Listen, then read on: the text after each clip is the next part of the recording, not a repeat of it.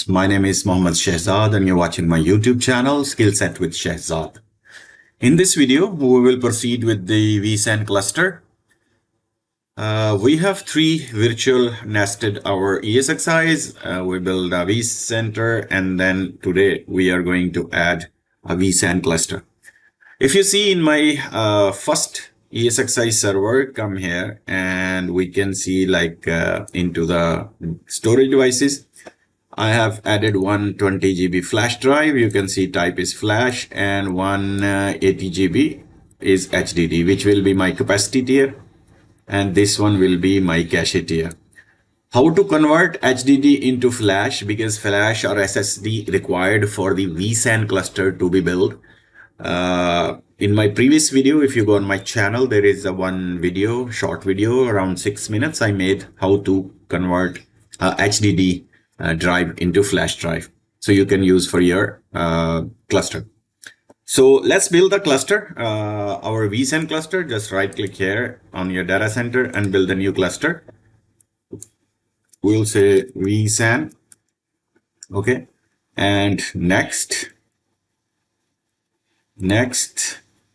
Okay, we have to add this one. No need to add. Next. Finish image. Okay, so this is our vSAN. This is our cluster. It has a services of vSAN. If we click here, we can start building our cluster. Okay, let's go and start building. First of all, I want to show you my networking on these switches. Servers, we have one switch which called vSAN, and here is vSAN and vMotion. Second is vSAN vMotion, this one, and I have one standard switch which we are using for our VMK kernel for management and these of stuff. So before we go and start building our vSAN, we will add VM kernel to vMotions and vSAN, especially vSAN. vMotion we can do later as well. So let's go and add a VMK kernel adapter here. Kernel adapter will be second. And okay, next. We will choose here, use an existing. So we will go for our switch, which is vSAN vMotion switch. Next. Okay. Here we're gonna enable the service of vSAN, and this is our default 1500 MTUs, but I set it on my switch when I created the switch. So that's why I'm using 9000 for this switch. Next. So here we must go and give a IP address like 192.168.0.1. I can give to my this, or you can say 201 because I'm using 201 for as a management as well. So management is 10.10.10.201. So vSAN, we will put it this one, and 24-bit subnet mask. And we will go for next and finish. So if we verify our, see, it's this one and our, okay, enable service is vSAN. Okay. So VMK kernel adapter, and we can see in our vSAN, we have a one VMK kernel adapter here for server one. Let's go for server two. VMK kernel adapter, add. Okay, next, use an existing vSAN switch. Next, service enable vSAN. Next, use the IP address 192.168.0.202. 255.255.255.0. Next, finish. And same we will do on our third switch, third ESXi, sorry, add networking. Next, use an existing switch. Next, vSAN service enable. Next, IP address is this one, 192.168.0.203. So 3 server, we have till 203 IPs. Next, finish, and we have created our link as well. So now let's go on a vSAN cluster and come to the services, and here you can see you want to make a 2-node cluster. We have a 3-node, so we will go standard vSAN cluster, which is only on one side, single side. Then you have a stretch cluster if 2 sides are there, so center is in between 2 sides. So you can configure. We will choose standard vSAN cluster, which is on one side, and single cluster on all three. This one. Configure. Okay, we don't want to enable these stuff. We will go direct. No need to encryption or data encryption, compression only, dedupe and compression. These are the licenses you required for the feature to use. In the production, people use it. We are going to use the home lab, so I will not go for that. So we will go direct from here, apply. Okay, so our vSAN is enabled here. It is taking a little time. I'll show you. Okay, so vSAN is enabled, and let's go for our disk management. Go to start. We will add our nodes here. Existing 3 we can use, which is already in our vCenter, or you can add a new from here, which is not in your vCenter. Next. Okay, these are the host IPs. Okay, services and networks are available. Next.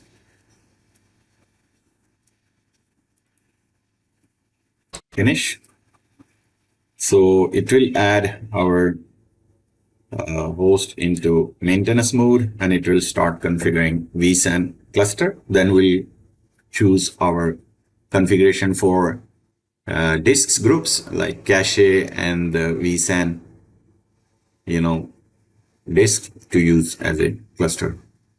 Okay, secondly, it's asking now, it's asking for this new to update.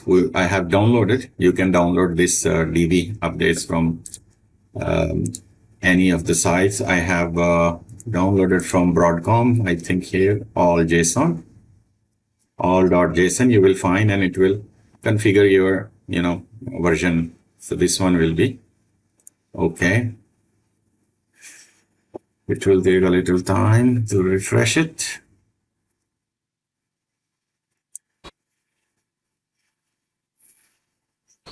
Okay, done. This is tick mark 1. This is second tick mark.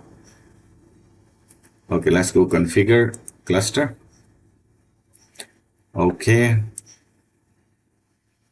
Use an existing switch. It's asking for distribution switch. No need. I can cancel from here, and I can come to direct my disk management. All the disks are healthy. Claim unused disks. Okay, we have 3. These are the servers, and these are our 80 GB HSD, which I will use for capacity tier. Okay, and this is my 20 GB flash drive. See here, I will use for my cache tier.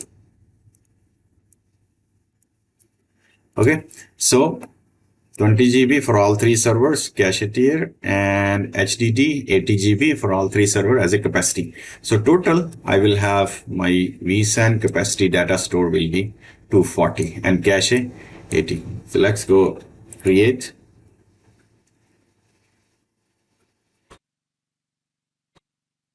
It is creating, and after a little time, it will give us a vSAN data store. So we are good to go with our vSAN cluster to be built, and we can use that data store for our virtual machines, and we can do migration, vSAN, vMotion migrations. We can do shutdown one ESXi, and then we can have stores there.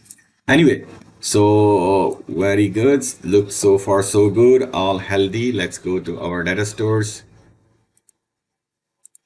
Okay, we have a one vSAN data store. Here is our vSAN data store. It will take a little time to populate. If we go here, Everything looks healthy. There is one vSAN data store. It will take a little time to build it. Let's see. Runnings. All the job is done. I can bring it out from maintenance mode.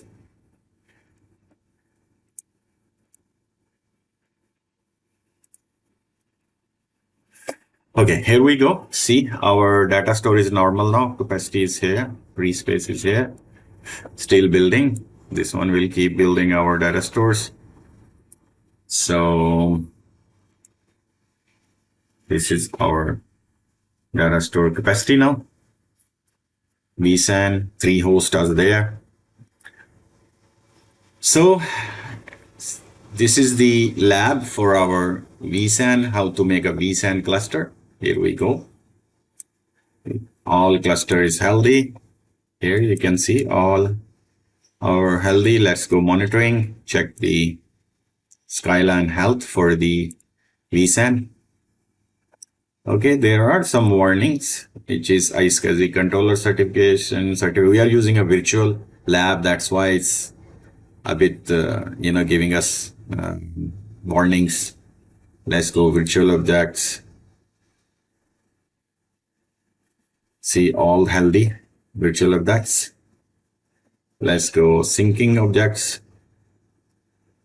Nothing syncing as of now. If we go here, check the VMs. Nothing. We didn't create any VM. Only this VCLS VM is there, which is automatically created by the, this vSAN cluster. It will take a little time to make it ready, and then our vSAN is fully ready.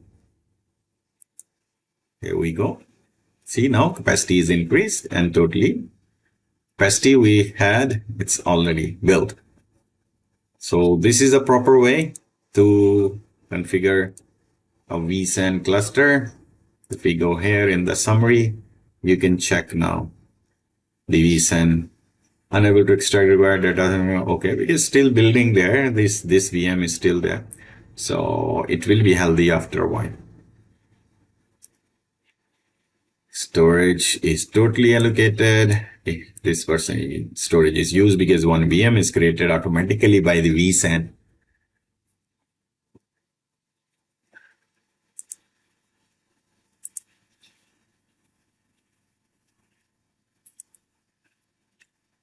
Okay guys, this was the video for today, and in our upcoming videos we will configure our we will install 1-2 test machines VMs on these servers, and we will run that VM on our vSAN data store, and then we will configure our vMotion, which is still pending. If you see, our vMotion is still pending here. We didn't configure vMotion yet. vMotion kernel with similar, we will configure a vMotion kernel here. So kernel adapter and give IP addresses, and we will enable a vMotion on that VM kernel. So every server will have 3 kernels adapters, one for management, second for vSAN, and third for vMotion. So switch, I'm using the same switch for vSAN and vMotion. So same switch will be used, but the kernel adapter will be VMK2. So this one will be created. So see this is our management, and this is our vSAN switch. Still pending a little. It's copying the virtual machine configuration. You can move this machine to, it will be on the data store. We can see it is on a vSAN data store. So one VM which is handling, total your vSAN cluster is it should be automatically created. Or in case it is not built, you can come here, enable your